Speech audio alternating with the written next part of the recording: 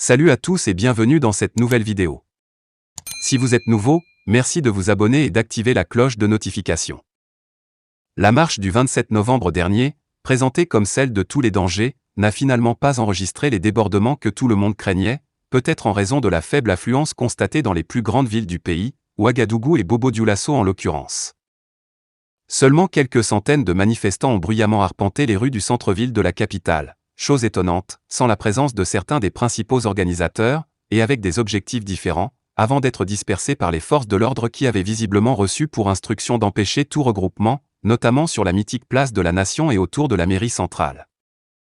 Au total, on peut dire que malgré la vive tension et les courses-poursuites entre manifestants et forces anti-émeutes ayant occasionné quelques blessés, il y a eu plus de peur que de mal, d'autant que le bilan matériel et humain à la fin de la manif ne fait état ni de mort ni de dégradation considérable de biens publics ou privés.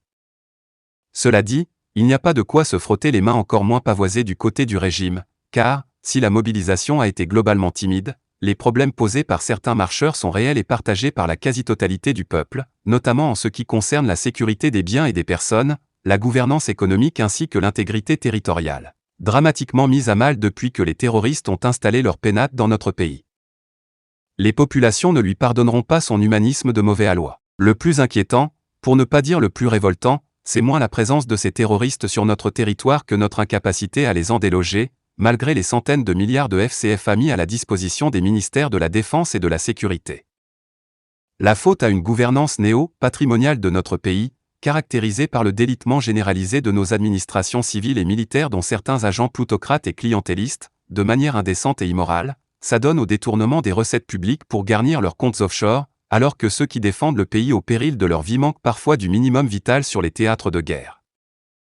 Dans son adresse à la nation, le 25 novembre dernier, le président du Faso a promis de prendre désormais le taureau de la malgouvernance par les cornes, en annonçant des mesures fortes, non seulement pour assainir la gestion des finances publiques à travers des sanctions impitoyables contre les agents convaincus de corruption et de prévarication, mais également pour mettre l'homme qu'il faut à la place qu'il faut aussi bien dans l'administration publique que dans la chaîne de commandement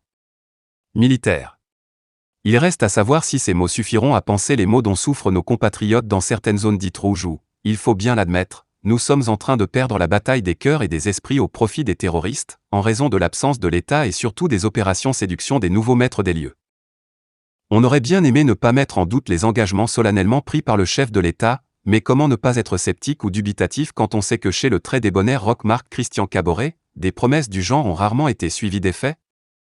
Cette fois-ci, les populations qui ont les nerfs à fleur de peau ne lui pardonneront pas son humanisme de mauvais aloi qui pourrait lui faire prendre des mesures cosmétiques justes pour désamorcer la bombe sociale, avant que celle-ci n'éclabousse certains délinquants à col blanc qui gravitent autour de lui et qui parasitent son bilan à la tête du Burkina.